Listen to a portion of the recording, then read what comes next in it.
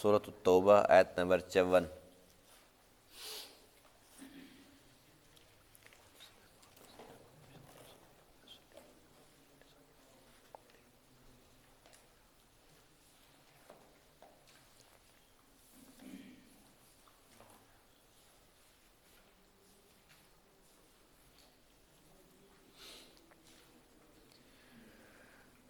اعوذ باللہ من الشیطان الرجیم، بسم اللہ الرحمن الرحیم،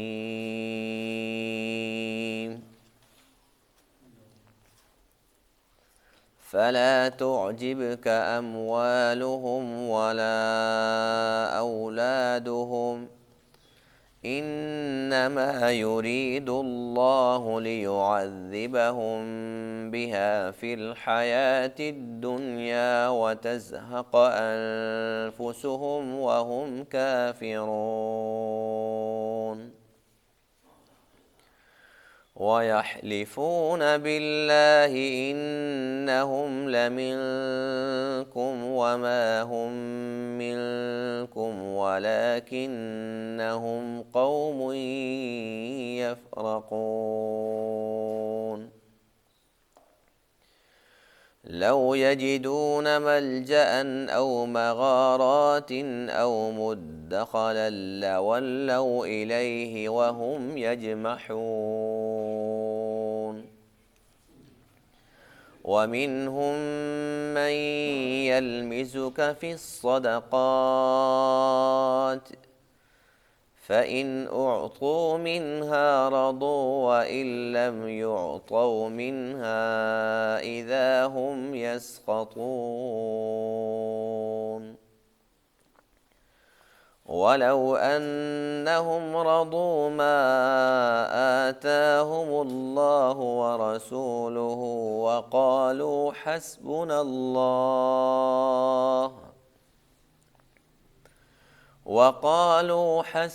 الله سيؤتينا الله من فضله ورسوله إنا إلى الله راغبون صدق اللہ العظیم۔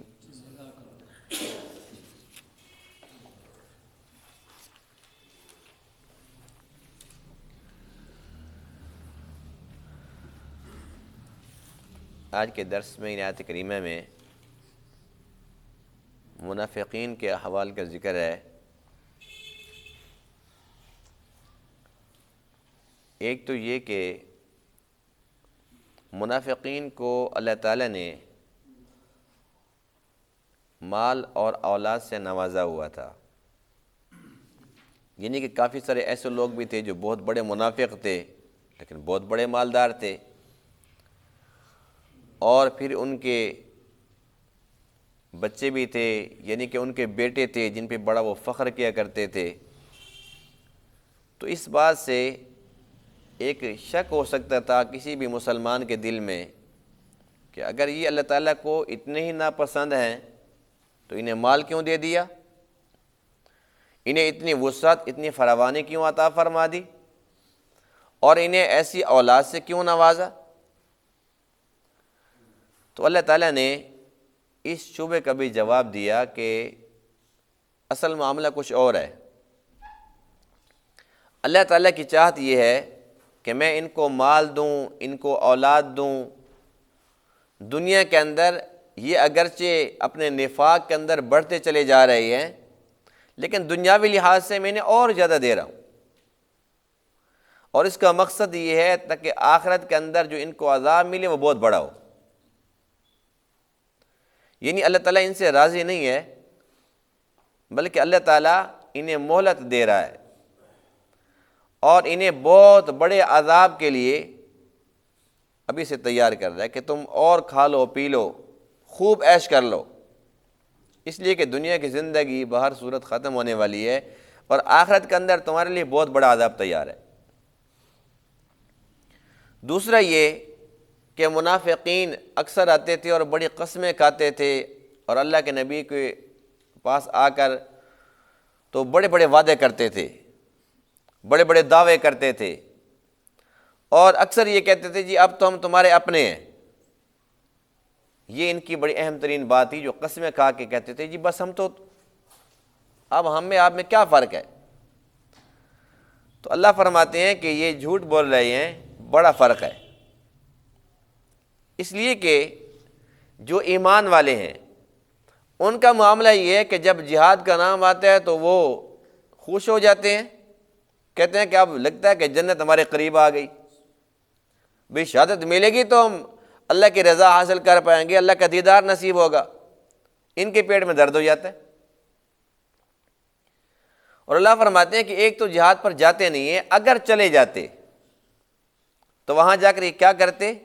اللہ فرماتے ہیں کہ اگر انہیں کوئی بھی جائے پناہ مل جاتی، یہاں تک کہ کوئی غار بھی اگر ان کو نظر آ جاتی، غار بھی نہ ہوتی، ایسی جگہ ہوتی جہاں پر انسان صرف سر چھپا سکتا ہو، تو یہ وہاں بھی گھس جاتے، اپنے آپ کو بچانے کی کوشش کرتے۔ تو انہیں آخرت سے کہاں پیار ہے، انہیں تو دنیا کی زندگی سے پیار ہے، اس لیے جان بچانے کے لیے جہاں ان کو کوئی جگہ ملتی تو یہ وہاں پر چھپنے کی کوشش کرتے۔ جب ان کے کرتوت ایسے ہیں، حرکتیں ان کی ایسی ہیں، تو ان کو یہ دعویٰ یہ بھی نہیں دیتا کہ مسلمانوں کے پاس آئیں اور آ کر یوں کہیں یہ بس ہم بھی تم میں سے ہیں اور تمہارے جیسے ہیں، ہم سب ایک ہیں۔ فرمایا کہ جھوٹ ہے۔ منافقین کی تیسری بات جو آج کے درس کے اندر ہے وہ یہ ہے کہ جب حضور علیہ الصلوۃ والسلام اموال کو تقسیم فرماتے تھے، بے شک وہ زکوٰۃ کا مال ہوتا یا صدقے کا مال ہوتا یا مال غنیمت ہوتا، تو منافقین کو بڑی تکلیف ہوتی تھی، اور منافق اس بات پر نعوذ باللہ من ذالک اللہ کے نبی کو طعنہ دینے سے بھی باز نہیں آتے تھے کہ آپ انصاف سے تقسیم نہیں کر رہے۔ اللہ فرماتے ہیں اگر ان کو مل جاتا تو بس پھر انصاف ہی انصاف تھا، اور اگر ان کو نہ ملتا تو پھر کہاں انصاف تھا، پھر تو ظلم ہی ظلم تھا۔ اللہ فرماتے ہیں کہ اگر یہ لوگ اللہ اور اس کے رسول کی تقسیم پر راضی ہو جاتے، جو ان کے نصیب میں تھا یہ کہتے جی بس ہمارے لیے کافی ہے، تو یہ ان کے لیے بہتر ہوتا، لیکن یہ تو تب ہوتا نا جب یہ مسلمان ہوتے اور انہیں اللہ اور اس کے حبیب سے سچی محبت ہوتی۔ ان کے دل میں دنیا کی محبت ہے، اس لیے دنیا کا دکھ لے کے پھر رہے ہیں، اور یہی دکھ لے کے اللہ فرماتے ہیں کہ مریں گے بھی۔ جس کو اللہ کی اس کے رسول کی پرواہ نہیں ہے، جو کہتا ہے کہ بس مال آ جائے، مال آ جائے اور جیسا بھی ہو بس ملے ہمیں، تو ایسے دنیا دار اور دنیا پرست لوگ اللہ کے محبوب کیسے ہو سکتے ہیں؟ تو یہ کردار ہے منافقین کا۔ اللہ تعالیٰ نے ایمان والوں کے سامنے یہ سب کے سب احوال رکھے ہیں تاکہ مسلمان منافقین کے اس کردار کو پڑھیں، سمجھیں اور اس کردار سے بچنے کی کوشش کریں۔ فلا تعجبک اموالہم، بس آپ کو تعجب میں نہ ڈالیں ان کے مال، ولا اولادہم، اور نہ ہی ان کی اولادیں، انما یرید اللہ، بے شک اللہ تعالیٰ چاہتا ہے، لیعذبہم بہا، کہ وہ عذاب دے ان مالوں کے ساتھ، فی الحیات الدنیا، دنیا کی زندگی کے اندر، وتزہق انفسہم، اور ان کی جانیں نکلیں، وہم کافرون، اس حال میں کہ یہ کافر ہوں۔ اللہ کی چاہت یہ ہے کہ ان کا خاتمہ بھی ایسے کفر پر ہو۔ وَيَحْلِفُونَ بِاللَّهِ، اور حلف اٹھاتے ہیں اللہ کے نام کا، قسمیں کھاتے ہیں، اِنَّهُمْ لَمِنْكُمْ، کہ بے شک یہ تم میں سے ہیں، وَمَا هُمْ مِنْكُمْ، جبکہ یہ تم میں سے نہیں ہیں، وَلَكِنَّهُمْ، اور لیکن یہ تو ایسے لوگ ہیں، قوم یفرقون، جو ڈرتے ہیں۔ مسلمان تو نہیں ڈرتا، وہ تو کہتے اللہ مجھے شہادت دے، یہ تو ڈرپوک ہیں۔ لو یجدون ملجأ، یہ اس بات کا ذکر ہو رہا ہے کہ اگر یہ لوگ جہاد پر چلے جاتے تو ان کا کردار کیا ہوتا۔ لو یجدون، اگر یہ پا لیتے، ملجأ، کوئی جائے پناہ، او مغارات، یا کوئی غار پا لیتے، او مدخلا، یا سر چھپانے کی جگہ ہی پا لیتے، لَوَلَّوْا إِلَيْهِ، تو یہ اس کی طرف چل پڑتے، اور چلتے بھی کیسے؟ وَهُمْ يَجْمَحُونَ، جیسے جانور رسی توڑا کے بھاگتا ہے، اس طریقے سے یہ لوگ دوڑتے اور بھاگتے۔ وَمِنْهُمْ مَنْ يَلْمِزُكَ فِي الصَّدَقَاتِ، اور ان میں سے بعض منافق ایسے ہیں جو تانا دیتے ہیں آپ کو صدقات کے متعلق، یعنی کہ صدقات کی تقسیم میں آپ کو نشانہ بناتے ہیں۔ فَإِنْ أُعْطُوا مِنْهَا، اگر ان کو دے دیا جائے، رضو، پھر راضی ہو جاتے ہیں۔ وَإِنْ لَمْ يُعْطَوْا مِنْهَا، اور اگر اس مال میں سے ان کو نہ دیا جائے، اِذَا هُمْ يَسْخَطُونَ، تو یہ اس وقت ناراض ہو جاتے ہیں۔ وَلَوْ أَنَّهُمْ رَضُوا، اور اگر بے شک یہ لوگ راضی ہو جاتے، مَا آتَاهُمُ اللَّهُ وَرَسُولُهُ، اس چیز پر جو اللہ اور اس کے رسول نے ان کو عطا کی۔ وَقَالُوا، اور یہ یوں کہتے، حسبنا اللہ، اللہ ہمارے لیے کافی ہے۔ سَيُؤْتِينَ اللَّهُ، ان قریب اللہ ہمیں دے گا اپنے فضل سے، وَرَسُولُهُ، اور اس کا رسول بھی دے گا۔ اِنَّا إِلَى اللَّهِ رَاغِبُونَ، بے شک ہم سب اللہ کی طرف رغبت رکھنے والے ہیں۔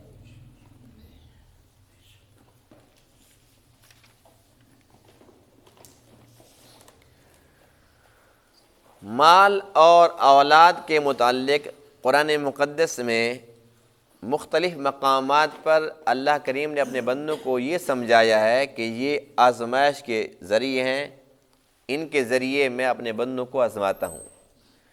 انما اموالکم و اولادکم فتنہ، فتنہ کا معنی ہوتا ہے آزمائش۔ تو اللہ فرماتے ہیں کہ یہ تمہارے مال اور تمہاری اولادیں یہ فتنہ ہیں، یعنی کہ آزمائش کا ذریعہ ہیں۔ اللہ کی تقسیم ہے نا، اور ہمارا ایمان ہے، ہمارے اس بات پر یقین کامل ہے کہ اللہ نے جس کو زیادہ مال دیا، اللہ اس سے آنن فانن لے بھی سکتا ہے۔ جس کو اللہ نے غریب بنایا، آنن فانن اس کو مالدار بھی کر سکتا ہے۔ اور اسی طریقے سے اللہ تعالیٰ جس کو چاہتا ہے صاحب اولاد کر دیتا ہے۔ اور اللہ کی تقسیم ہے، اللہ فرماتے ہیں یخلق ما یشاء، جو چاہتا ہوں پیدا کرتا ہوں۔ یہب لمن یشاء اناثا، جس کو چاہتا ہوں بیٹیاں دیتا ہوں۔ وَيَهَبُ لِمَن يَشَاءُ الذُّكُورَ، جس کو چاہتا ہوں اس کو بیٹے دیتا ہوں۔ اَوْ يُزَوِّجُهُمْ ذُكْرَانًا وَإِنَاثًا، کسی کو بیٹیاں بھی اور بیٹے بھی۔ وَيَجْعَلُ مَن يَشَاءُ عَقِيمًا، جس کو چاہتا ہوں اس کو بانجھ کر دیتا ہوں۔ إِنَّهُ عَلِيمٌ، بے شک اللہ جاننے والا، قدیر، قدرت والا۔ اب یہ اللہ کی تقسیم ہے، اس کے خزانے میں کوئی کمی نہیں ہے۔ اللہ کے خزانے بھرے پڑے ہیں، ایسے بھرے ہوئے ہیں کہ وہ کبھی ختم تو کیا کبھی کم بھی نہیں ہو سکتے۔ ہر چیز کی فراوانی ہے، لیکن جو اس کی تقسیم ہے یہ اس نے اپنے اختیار میں رکھی ہوئی ہے، اور جہاں بہتر سمجھتا ہے، جو بہتر سمجھتا ہے، جس کے لیے بہتر سمجھتا ہے، اس کو اتنا ہی نوازتا ہے۔ اب جس کے پاس بیٹیاں ہیں تو کیا اللہ کے خزانے میں بیٹے کم پڑ گئے؟ امتحان ہے نا کہ یہ کرتا کیا ہے۔ کیا ان بیٹیوں پر یہ راضی ہے کہ یہ کہتے جی میرے لیے بیٹے نہیں ہیں، گلے شکوے کرتا ہے اللہ تعالیٰ سے۔ کسی کو بیٹے دے دیے، اس کو بیٹیاں نہیں دی، وہ کہتے یا اللہ ایک ہی بیٹی دے دیتا۔ بیٹے ہیں اس کے پاس، کسی کے پاس دونوں ہیں، کسی کے پاس کچھ نہیں ہے، کسی کے پاس بیٹیاں بھی ہیں بیٹے بھی ہیں، لیکن وہ نافرمان ہیں۔ وہ کیا کہتا ہے، یا اللہ یہ نہ دیتا تو بہتر تھا۔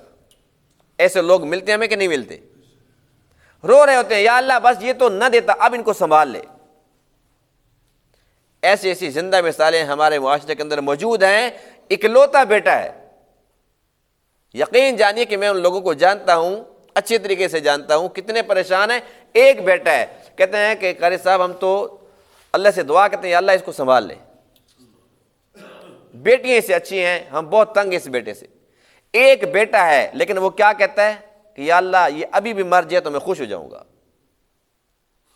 کوئی بیٹے کے لیے رو رہے ہیں، کسی کے پاس بیٹا ہے تو وہ رو رہا ہے، تو یہ اللہ کی تقسیم ہے کہ نہیں ہے؟ تو یہ آزمائش کا ذریعہ ہے۔ اسی طریقے سے مال ہے، کسی کو کم دیا، کسی کو زیادہ، کسی کو مناسب، کسی کو کچھ نہیں۔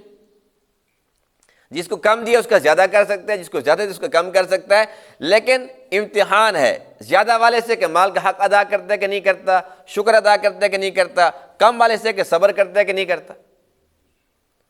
اللہ تعالیٰ نے ایک حکمت جو کہ قرآن مقدس کے اندر ہمیں سمجھائی ہے مال کی تقسیم کے اندر، اللہ فرماتے ہیں وَلَوْ بَسَطَ اللَّهُ الرِّزْقَ لِعِبَادِهِ لَبَغَوْا فِي الْأَرْضِ، اگر اللہ تعالیٰ رزق کھول دے، جتنا ہم مانگ رہے ہیں، جتنا مانگ رہے ہیں اس سے زیادہ اللہ تعالیٰ دے دے، اللہ قادر ہے کہ نہیں ہے؟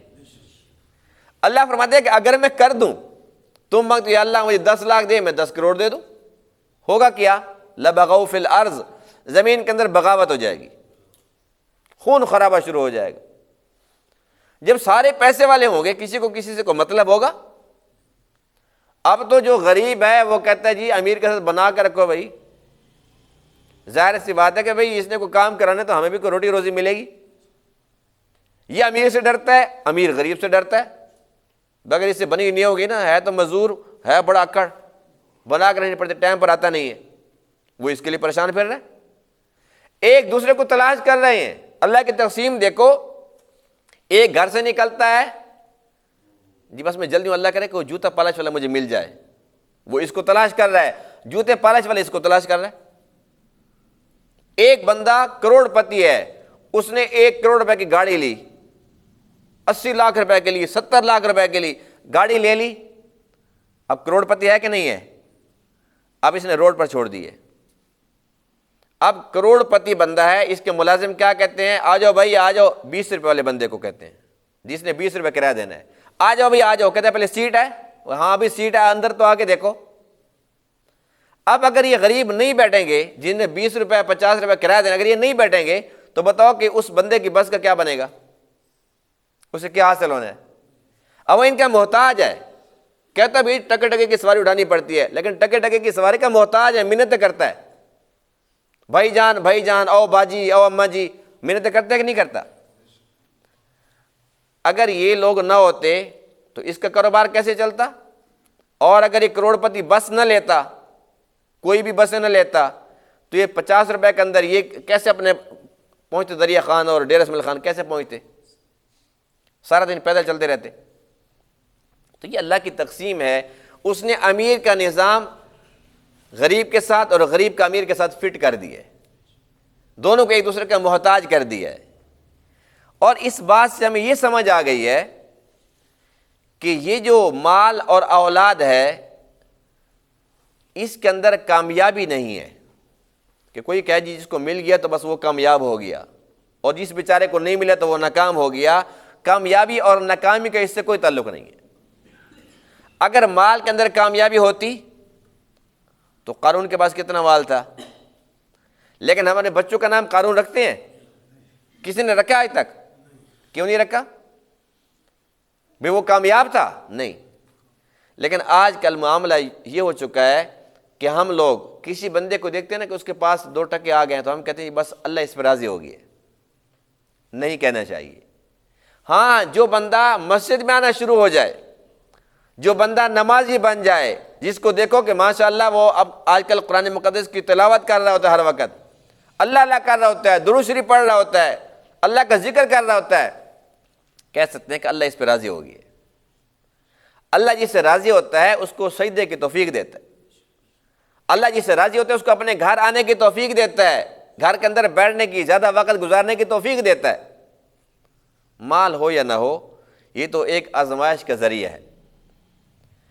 تو کافروں کے پاس اس دور کے اندر بھی جب مال اور اولاد زیادہ تھی تو کچھ لوگوں کے اندر یہ شک و شبہ ہوا کہ اللہ ان سے راضی تو نہیں ہو گیا، کہ یہ اللہ کے مقرب ہیں؟ فرمایا کہ نہیں۔ اس وقت بھی دیکھو کہ پوری دنیا کے اندر سب سے زیادہ دولت کس کے پاس ہے؟ یہودیوں کے پاس۔ یہودی اب بھی گالی ہے کہ نہیں ہے؟ حالانکہ کتنا مال ہے، جیسے قارون گالی ہے ایسے یہودی گالی ہے۔ تو اس سے پتہ چلتا ہے کہ یہ معیار نہیں ہے کامیابی کا، یہ کہ اللہ اس سے راضی ہو گیا ہے۔ ہرگز نہیں۔ بس جو بندہ مومن ہو، متقی ہو، اللہ کے گھر کا عادی ہو، سمجھو کہ اس سے اللہ تعالیٰ راضی ہے، اللہ تعالیٰ اس سے خوش ہوگی۔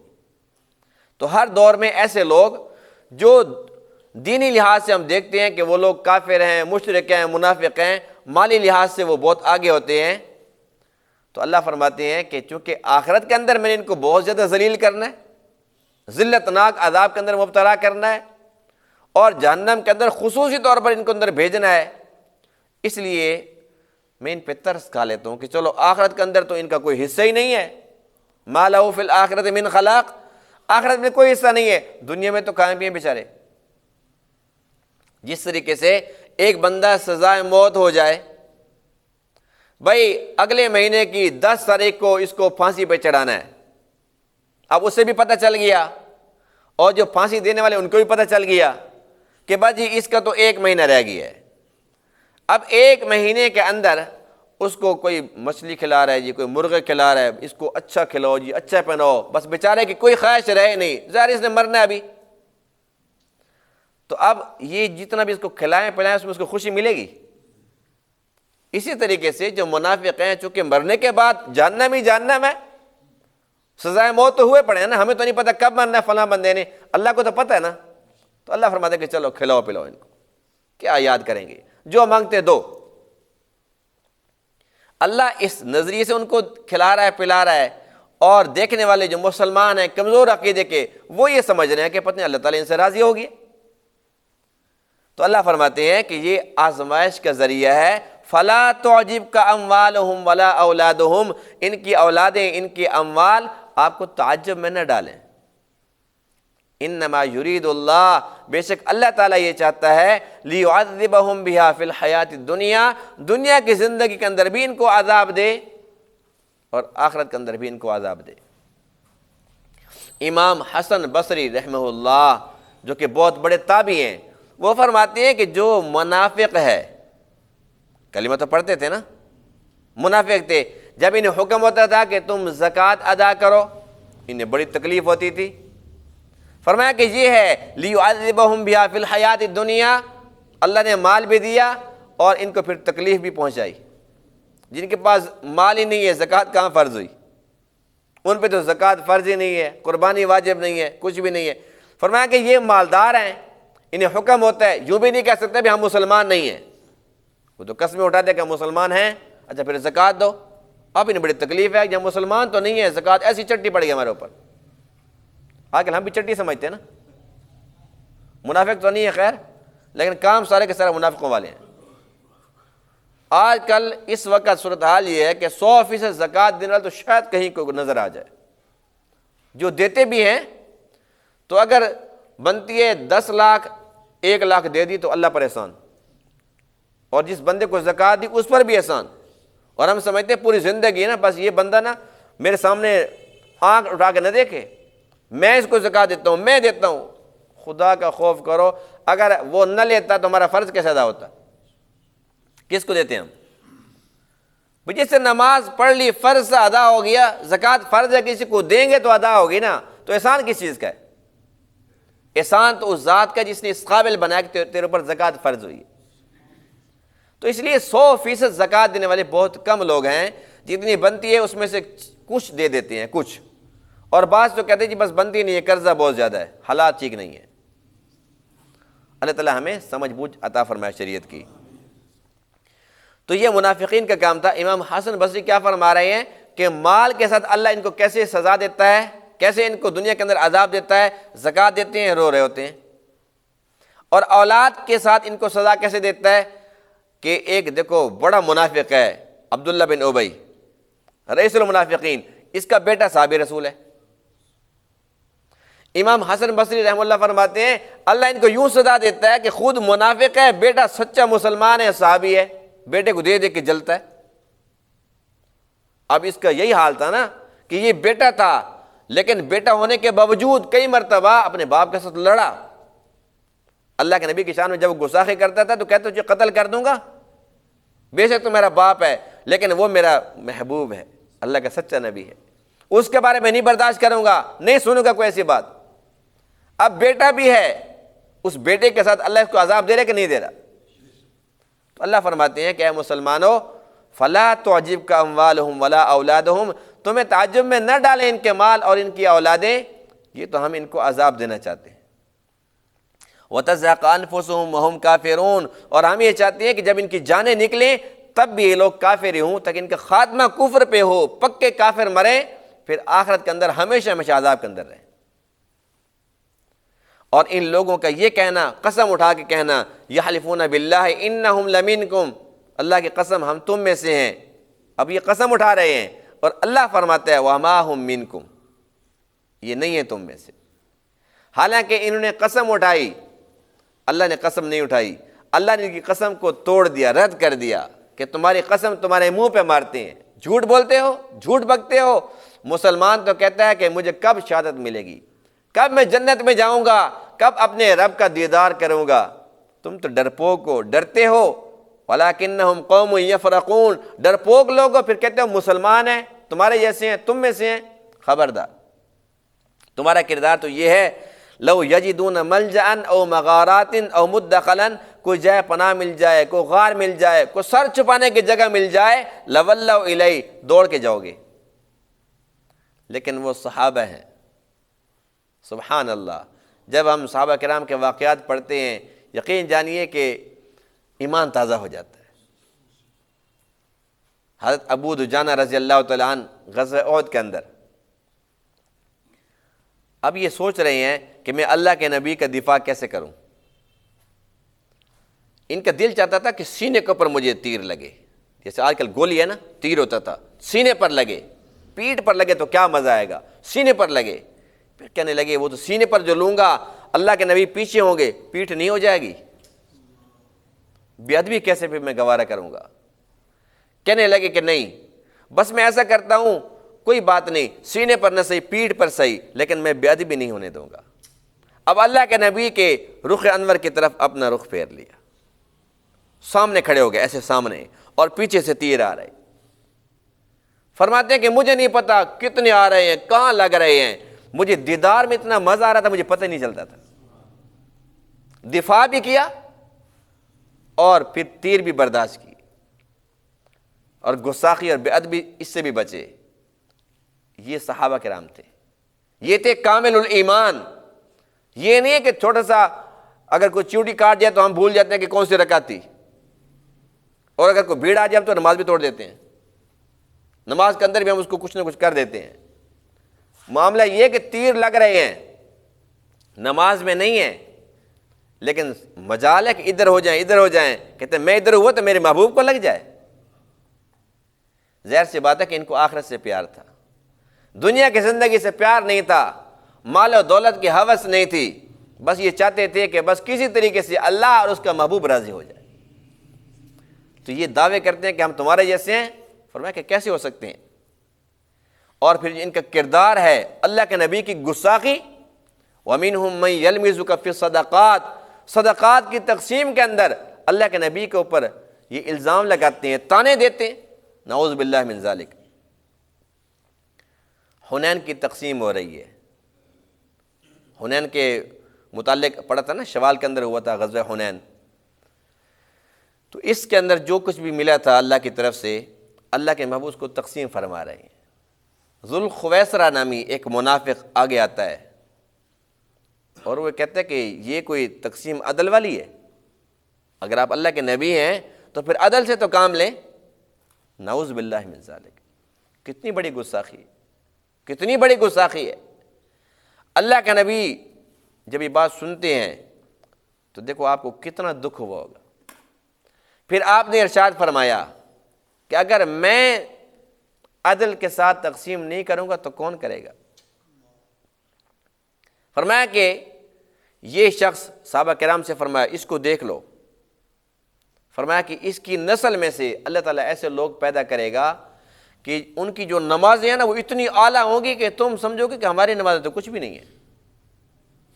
فرمایا کہ ان کے روزے اتنے اعلیٰ ہوں گے کہ تم سمجھو گے کہ ہمارے تو روزے کچھ بھی نہیں ہیں، اپنے روزوں کو اپنی نمازوں کو حقیر سمجھو گے، قرآن بڑا پیارا پڑھیں گے، فرمایا کہ حلق سے نیچے کچھ نہیں ہوگا، فرمایا کہ وہ دین سے ایسے نکل چکے ہوں گے جیسے کہ تیر کمان سے نکل چکا ہوتا ہے، بس صرف ڈرامہ بازی ہوگی، ریاکاری کیا، قرآن بھی پڑھیں گے، نمازیں بھی، روزے بھی، اندر کچھ نہیں ہوگا۔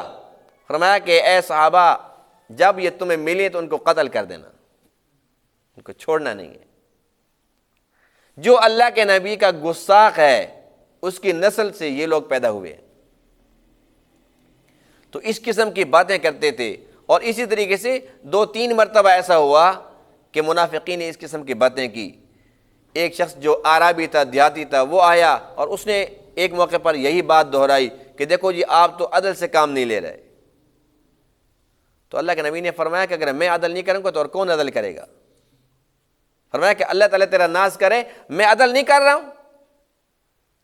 تو اس قسم کی باتیں اللہ کے نبی کے ساتھ کرتے تھے۔ اللہ کے نبی جب یہ باتیں سنتے ہیں تو آپ فرماتے ہیں اللہ تعالیٰ میرے بھائی موسیٰ پر رحم کرے۔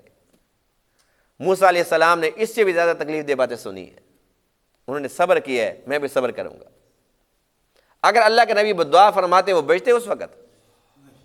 فرمایا کہ میرے بھائی موسیٰ نے بھی تو صبر کیا تھا، میں بھی صبر کرتا۔ موسیٰ علیہ السلام ایسے نبی ہیں کہ ان کی امت میں سے کچھ لوگوں نے ان کے اوپر ایسے سے الزام لگایا نعوذ باللہ کہ ہم ایک دوسرے پر بھی نہیں لگا سکتے۔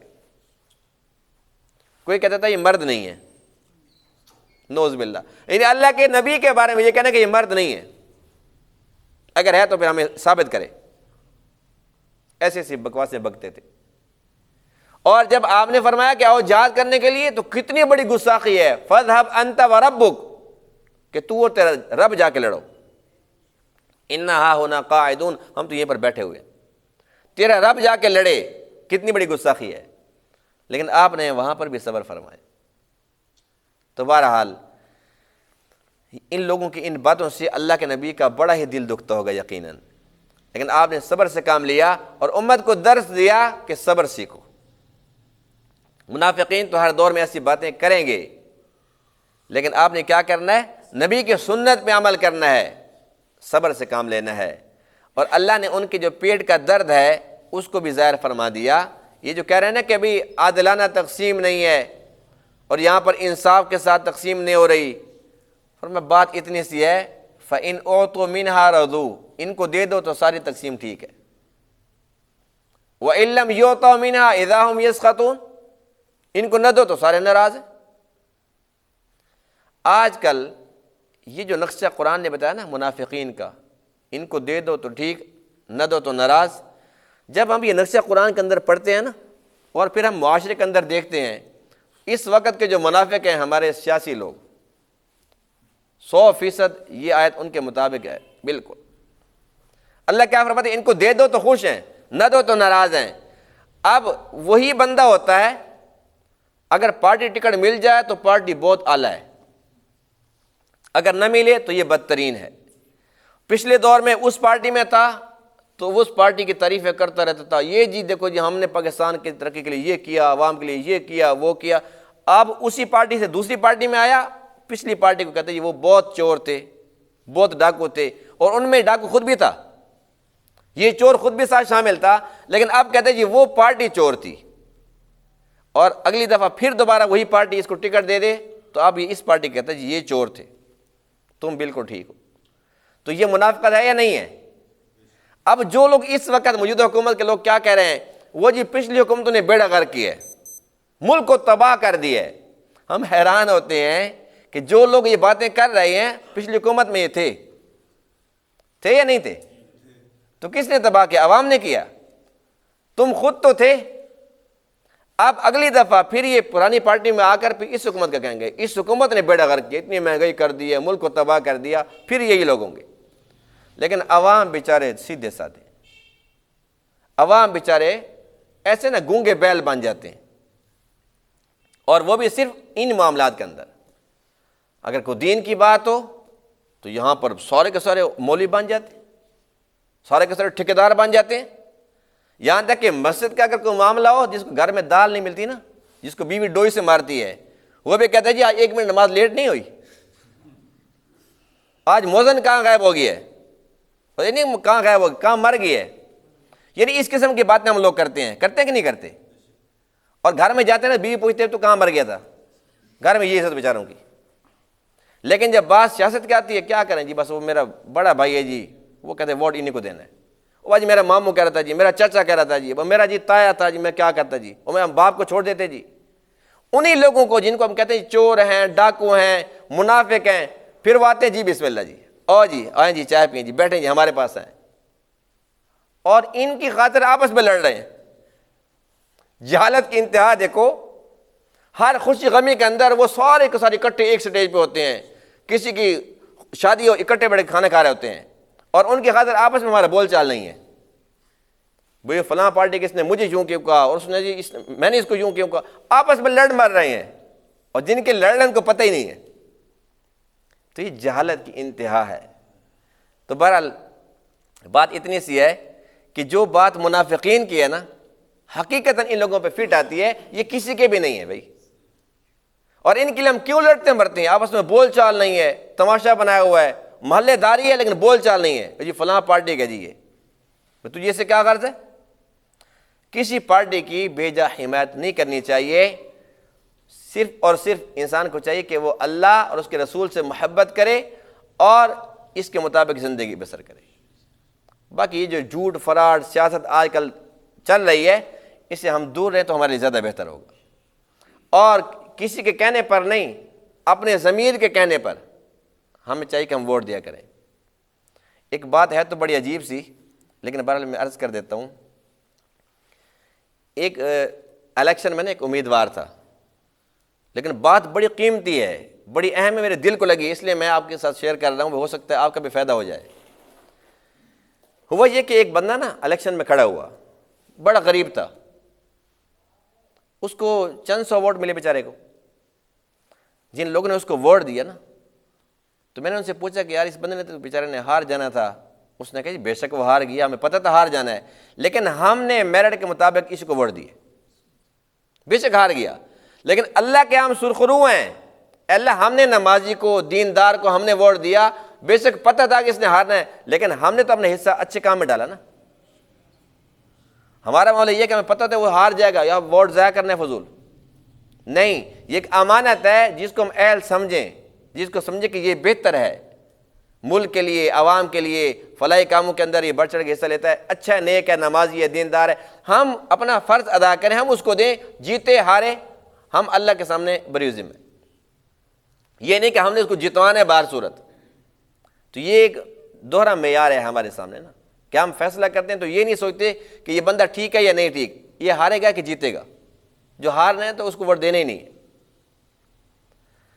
اللہ کیا فرماتے ہیں کہ جو منافق لوگ ہیں، وَلَوْ أَنَّهُمْ رَضُوا مَا آتَاهُمُ اللَّهُ وَرَسُولُهُ، اگر یہ لوگ اس پر راضی ہو جاتے جو اللہ نے ان کو دیے اور اللہ کے رسول نے ان کو دیا ہے، اور یوں کہتے ہیں حسبنا اللہ، سب کہہ دیں یہ اللہ کو لفظ بڑا پسند ہے، اللہ کو بڑا پسند ہے۔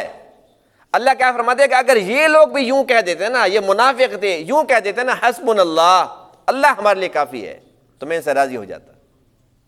لیکن انہوں نے کہا کہ نہیں، اللہ کافی نہیں ہے، ہمیں مال چاہیے، مال چاہیے، مال چاہیے، فرمایا کہ انہوں نے مجھے ناراض کر دیا۔ اگر یہ مال کو چھوڑ دیتے اور یوں کہتے اللہ کافی ہے، سَيُؤْتِينَ اللَّهُ مِنْ فَضْلِهِ وَرَسُولُهُ، اللہ اپنے فضل سے پھر دے گا، جتنا اللہ بہتر جانتا ہے، اب دیا اللہ کے رسول پھر دے گا، پھر دے گا۔ بھئی ہم اس میں مداخلت نہیں کرتے اور یوں کہتے اِنَّا إِلَى اللَّهِ رَاغِبُونَ، بے شک ہم تو اللہ کی طرف رغبت رکھنے والے، یہ باتیں اللہ کو پسند ہیں۔ تو ہمیں چاہیے کہ اللہ نے ہمیں سمجھا دیا نا کہ منافقین کو یوں کہا، ایسے کرنا چاہیے تھا، انہوں نے نہیں کیا، لیکن ہمیں پتہ چل گیا ہمیں یہ کام کرنا چاہیے۔ ایک یہ کہ ہم یوں کہیں حسبنا اللہ، اللہ تو ہی کافی ہے ہمارے لیے، اور دوسرا یہ کہ انا الی اللہ راغبون، ہم اللہ کی طرف رغبت رکھنے والے۔ یہ مال دولت سب چیزیں یہی رہ جائیں گی۔ اگر اللہ سے تعلق ہے اور بہترین مضبوط تعلق ہے، پیارا تعلق ہے، تو یہ ہمیں ہمیشہ ہمیشہ کے لیے کامیاب کر دے گا انشاءاللہ۔ کرے گا کہ نہیں کرے گا؟ یہ اللہ کا تعلق قبر میں بھی کام آئے گا اور حشر میں بھی کام آئے گا اور جنت میں بھی کام آئے گا انشاءاللہ۔ تو اس لیے تعلق بناؤ تو اللہ سے، ان سیاسیوں کے پاس کیا ہے سوائے ذلت کے؟ اللہ سے تعلق بناؤ، اللہ کے پاس عزت کے خزانے ہیں، اللہ کے پاس مال کے خزانے ہیں، اللہ کے پاس ہر ایک چیز کے خزانے ہیں۔ جب اللہ سے ہمارا تعلق ہوگا، جو ہم سوچ رہے ہوں گے کہ اللہ یہ مل جاتا، اللہ کو تو پہلے پتہ چل جاتا ہے کہ میرے پیارے کو یہ چاہیے، اللہ فوراً دے دے گا، مانگنے سے پہلے دے دے گا انشاءاللہ۔ اللہ تعالیٰ ان تمام باتوں کو سمجھنے عمل کرنے کی توفیق عطا فرمائے۔ وآخر دعوانا الحمد للہ رب العالمین۔